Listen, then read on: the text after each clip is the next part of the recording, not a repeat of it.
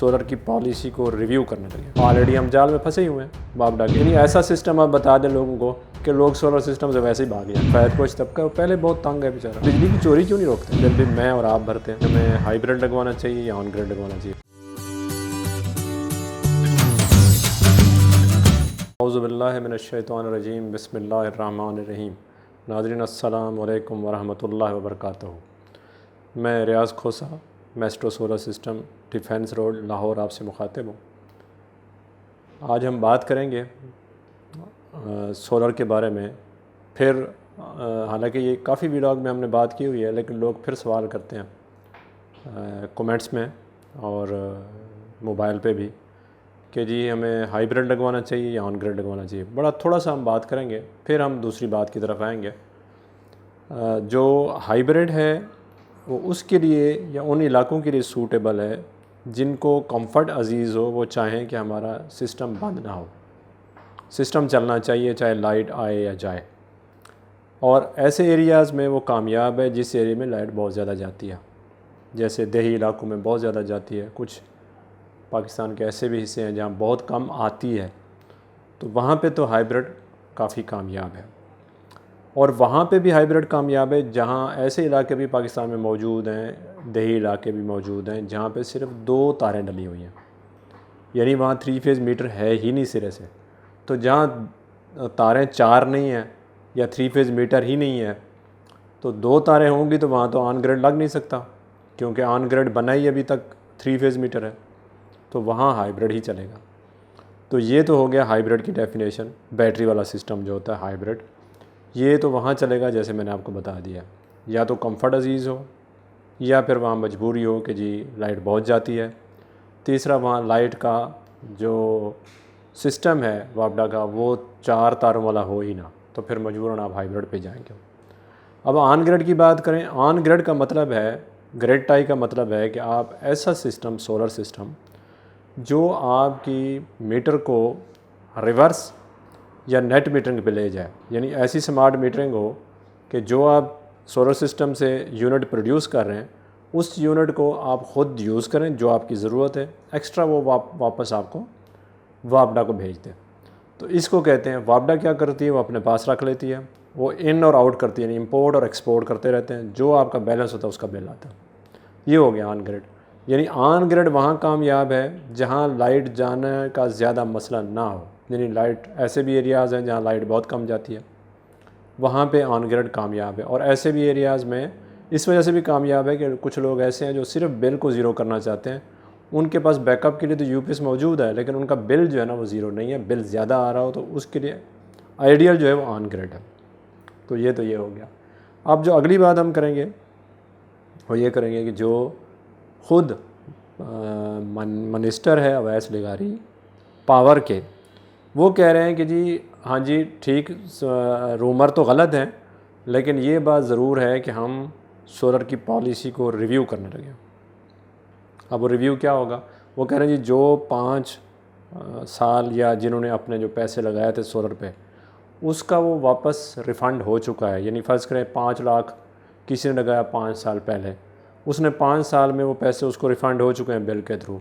अब उसके यूनिट भी कुछ और होंगे, उसके यानी उसका जो है वो टैरिफ भी कुछ और होगा, यानी उसको भी उस जाल में फंसाएंगे जो किसी और, मतलब ऑलरेडी हम जाल में फंसे ही हुए हैं बाप डाके, उसको भी किसी टैरिफ की जाल में फंसा के उसको भी लूट मार शुरू हो जाएगी। तो अब वो जो ज़ाहिर है लूट मार होगी, तो वो तो जब ये बात शुरू हो गया सिलसिला, अभी तो आप देखेंगे ज़रा बस सोशल मीडिया पे बड़े जेली नोटिस भी गर्दिश करते फिर रहे हैं, जिसमें वो कह रहे हैं कि जी फ़लाँ फ़लाँ पता चला जी नेट मीटरिंग यूज़ कर रहे हैं, तो आप जो है ना एसडीओ साहब ने बुलाया आपको, यूज़र को कह रहे हैं एसडीओ के मेरे ऑफिस हैं। तो बस ये तो आपको पता ही है कि जो इस मुल्क में जो कानून के हालात हैं, जो लीगल मैटर्स हैं, वो आप जानते ही हैं किस तरह लीगल मैटर चल रहे हैं मुल्क में, तो आपको पता ही है। तो इस तरह का जो है ना वो सिलसिला है, तो आप उसको कैसे कवर करेंगे? अब वो जो फिर वो ये भी कह रहे हैं कि जनाब जो अगले होंगे सोलर लगाने वाले, उनकी पॉलिसी वाशगाफ अल्फाज में हमने रिटर्न उसको जो है ना हर जगह पे लगा देना है कि जनाब ये जो चीज़ है, ये चीज़ है, ये चीज़ है, ऐसे होगी। यानी अगर आप सोलर सिस्टम लगवाएंगे तो उसका टैरिफ ये होगा। यानी ऐसा सिस्टम आप बता दें लोगों को कि लोग सोलर सिस्टम से वैसे ही भाग जाएं कि यार इससे बेहतर हम ना ही लगवाएं। एक चीज़ की समझ नहीं आती मिनिस्टर साहब से कि जनाब आप कह रहे हैं कि हम टैरिफ चेंज कर रहे हैं, हम सोलर वालों को इंगेज करेंगे इस मामले में, उससे भी मतलब पैसे अर्न करेंगे, तो आप बिजली की चोरी क्यों नहीं रोकते? अगर आपको ये जितना आपको भी पता है कि बिजली की चोरी इस मुल्क में होती है, आप वो तो रोक नहीं पाते। ये तो सारी कौम जानती है कि जो बिजली की चोरी होती है उसका बिल भी मैं और आप भरते हैं, और ये भी पूरी कौम जानती है कि कई ऐसे डिपार्टमेंट्स हैं गवर्नमेंट के, नादाइंदा उन्होंने कभी वापडा को बिल दिया ही नहीं, और वापडा उनका कुछ नहीं बिगाड़ सकती। वो भी बिल कौन भरता है? आवाम। उसके बाद ऐसे लोग हैं, ऐसे अशराफिया यहाँ मौजूद हैं जिनके खरबों के बिल हैं, कोई नहीं पूछने वाला। बहुत सारे अफराद हैं, बहुत सारे इदारे हैं, कोई भी नहीं पूछने वाला। वो जो बिल है या उसकी जो सारा सिस्टम है वो कौन पे करता है? मैं और आप, आम गरीब आदमी। इनको ये पता है कि ये सारे काम करने वाले हैं। अच्छा, वो जो काम करने वाले हैं वो मुश्किल काम है। आसान काम क्या है? आसान काम यही है कि आम आवाम पे टैक्स डालो, टैरिफ चेंज करो और पैसे कमाओ। और IMF तो पहले ही कह रहा है। आज बल्कि मैं एक डॉन के उस पर एक कॉलम मैंने पढ़ा है जिसमें आया हुआ था कि जी अगर आप ये जितना मर्ज़ी जो टैक्स जो है, जिन्होंने IMF ने कहा है जी आप जो सैलरी वाले लोग हैं उन पर टैक्स लगाएं, वो कह रहे हैं जितना मर्ज़ी आप पैसे ले लें टैक्स से, 400 और आप इकट्ठा कर लें आप, कोई बात नहीं, लेकिन खाना किसने? IPPs ने। तो वो पैसे टैक्स कलेक्ट करने का फ़ायदा ही कोई नहीं। और वो कौन आ रहा है? वो सैलरीज पर्सन आ रहे हैं। तो सैलरी पर्सन क्या करेंगे बेचारे? तो पहले ही आपको पता है मुतवस्सित तबका मर गया है बेचारा, तो अब उस पर भी सैलरीज पर्सन पे भी टैक्स जा रहा है। तो अब जब वो टैक्स जा रहा है तो उसके बाद जो मतलब है उनका ज़ाहिर है, उनका जब ज़्यादा टैक्स जाएगा तो मामलात उनके डिस्टर्ब होंगे। फ़ायद पोश तबका पहले बहुत तंग है बेचारा, तो उसके बाद उसका जो बनेगा टैक्स देने के बाद, पहले ही वो बेचारा टैक्स दे रहा है, सबसे ज़्यादा टैक्स दे ही वही रहा है, तो उनको रिकवरी होनी नहीं। अच्छा, फिर ख़र्चे देखें आप ज़रा, ख़बरें उठा के देख लें, प्रेसिडेंट हाउस कितने हैं इस दफ़ा पाकिस्तान में? जरदारी साहब का उधर है, इधर है, उधर है, सिंध में अलग है, 200 लोग हैं, 400 लोग हैं एम्प्लॉइज़, ख़र्चे कहाँ जा रहे हैं? हम दे रहे हैं। वज़ीर-ए-आज़म हाउस है, 1 नहीं 3 है, ख़र्चे कौन दे रहे हैं? हम दे रहे हैं। अपने ख़र्चे, अपनी अयाशियाँ बिल्कुल कम नहीं करनी। और हाँ यस, एक कॉलम, उस कॉलम में ये भी लिखा था कि जी जो पैसे IMF से आ रहे हैं उसका 42%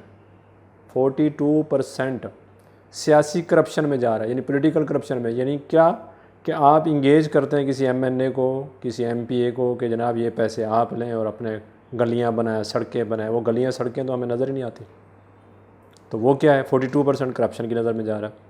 वो तो हमने कम नहीं करना। और मज़े की बात देखें कि जो उधार हम वापस कर रहे हैं वो भी उधार लेके कर रहे हैं। तो मैं आप सब से गुजारिश करूँगा कि अगर आपको ये वीडियो पसंद आए तो अपने प्यारों को और अपने दोस्तों में शेयर करें, उनको बताएं।